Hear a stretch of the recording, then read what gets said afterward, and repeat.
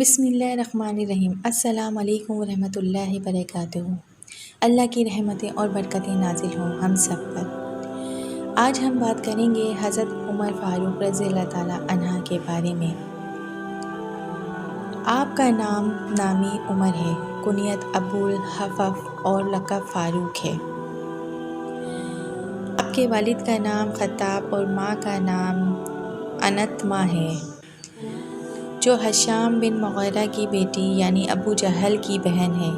8ویں پشت میں آپ کا شجرہ نسب سرکار اقدس صلی اللہ علیہ وآلہ وسلم کے خاندانی شجرے سے ملتا ہے۔ آپ واقعہ فیل کے 13 سال بعد پیدا ہوئے اور اعلان نبوت کے 6 سال 27 برس کی عمر میں اسلام سے مشرف ہوئے۔ آپ نے اس وقت اسلام قبول فرمایا جب 40 مرد اور 11 عورتیں ایمان لا چکی تھیں، اور بعض علماء نے لکھا ہے کہ آپ نے 39 مرد اور 30 عورتوں کے بعد اسلام قبول کیا۔ حضرت مغیرہ بن شعبہ رضی اللہ تعالیٰ عنہ کے غلام ابو لولو فیروزہ مجوسی نے 22 ذی الحج 23 ہجری بدھ کے دن آپ پر قاتلانہ حملہ کیا۔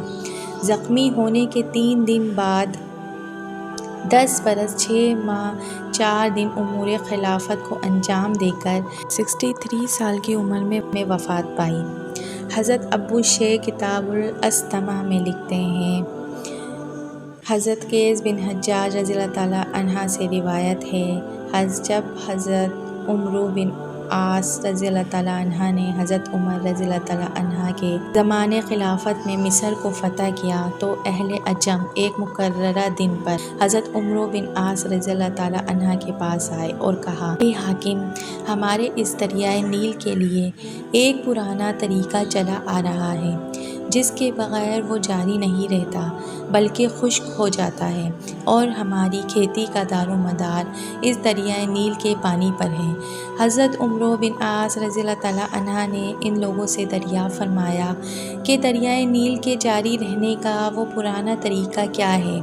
ان لوگوں نے کہا کہ جب اس مہینے کی چاند کی 11ویں تاریخ آتی ہے تو ہم لوگ ایک کنواری جوان لڑکی کو منتخب کر کے اس کے ماں باپ کو راضی کرتے ہیں، پھر اسے بہترین قسم کے زیورات اور کپڑے پہناتے ہیں، اس کے بعد لڑکی کو دریائے نیل میں ڈال دیتے ہیں۔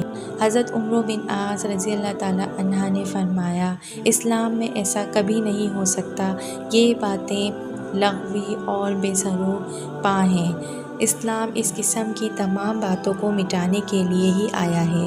وہ لڑکی کو دریائے نیل میں ڈالنے کی اجازت ہرگز نہیں دے سکتا۔ آپ کے جواب کے بعد وہ لوگ واپس چلے گئے۔ کچھ دنوں بعد واقعی دریائے نیل میں پانی بالکل خشک ہو گیا تھا، یہاں تک کہ بہت سے لوگ وطن چھوڑنے پہ آمادہ ہو گئے۔ حضرت عمرو بن عاص رضی اللہ تعالیٰ عنہ نے جب یہ معاملہ دیکھا تو ایک خط لکھ کر حضرت عمر فاروق رضی اللہ تعالیٰ عنہ کو سارے حالات سے مطلع کیا، اور آپ نے خط پڑھنے کے بعد حضرت عمرو بن عاص رضی اللہ تعالیٰ عنہ کو تحریر فرمایا کہ تم نے مصریوں کو بہت عمدہ جواب دیا ہے، بے شک اسلام اس قسم کے تمام لغوی اور بیہودہ باتوں کو مٹانے کے لیے ہی آیا ہے۔ میں اس خط کے ہمراہ ایک رکا روانہ کر رہا ہوں، تم اس کو دریائے نیل میں ڈال دینا۔ جب وہ خط حضرت عمرو بن عاص رضی اللہ تعالیٰ عنہ کو پہنچا تو آپ نے اسے کھول کر پڑھا۔ اس میں لکھا ہوا تھا کہ اللہ کے بندے عمر امیر المومنین کی طرف سے مصر کے دریائے نیل کو معلوم ہو کہ اگر تو بذات خود جاری ہو جاتا ہے تو مت جاری ہو، اور اگر خدائے عز و جل تجھ کو جاری فرماتا ہے تو اللہ واحد و قہار سے دعا کرتا ہوں کہ وہ تجھے جاری فرما دے۔ حضرت عمرو بن عاص رضی اللہ تعالیٰ عنہ نے امیر المومنین حضرت عمر فاروق رضی اللہ تعالیٰ عنہ کے اس خط کو رات کے وقت دریائے نیل میں ڈال دیا۔ مصر والے جب نیند سے بیدار ہوئے تو دیکھا اللہ تبارک و تعالیٰ نے اس کو اس طرح جاری فرما دیا ہے کہ 16 ہاتھ پانی اوپر چڑھا ہوا ہے۔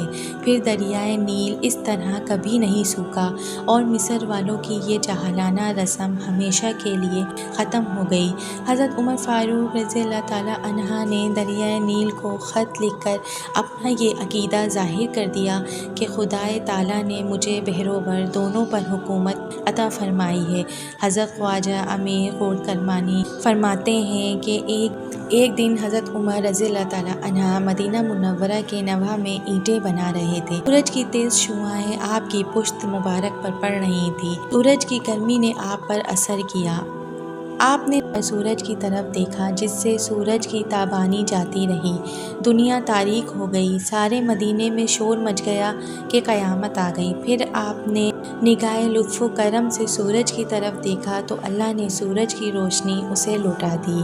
اس سے مروی ہے کہ ایک مرتبہ حضرت فاروق رضی اللہ تعالیٰ عنہ کے زمانہ خلافت میں زلزلہ آیا جس کی وجہ سے زمین بار بار دہلتی تھی۔ حضرت عمر فاروق رضی اللہ تعالیٰ عنہ نے اللہ جل شانہ کی حمد و ثنا بیان کی اور زمین پر کوڑا مار کر فرمایا کہ ٹھہر جا، کیا میں تجھ پر عدل نہیں کرتا؟ یہ فرمانا تھا کہ زمین ٹھہر گئی اور زلزلہ فوراً بند ہو گیا۔ امام رازی نے اپنی شرح آفاق تفسیر میں سورہ کہف کی ایک شرح میں لکھا ہے کہ مدینہ منورہ میں کسی گھر کو آگ لگ گئی۔ جناب فاروق رضی اللہ تعالیٰ عنہ نے ایک پیپر پر لکھا، اے آگ حکم خداوندی سے بجھ جا۔ لوگوں نے وہ پیپر آگ میں جلا دیا تو آگ فوراً بجھ گئی۔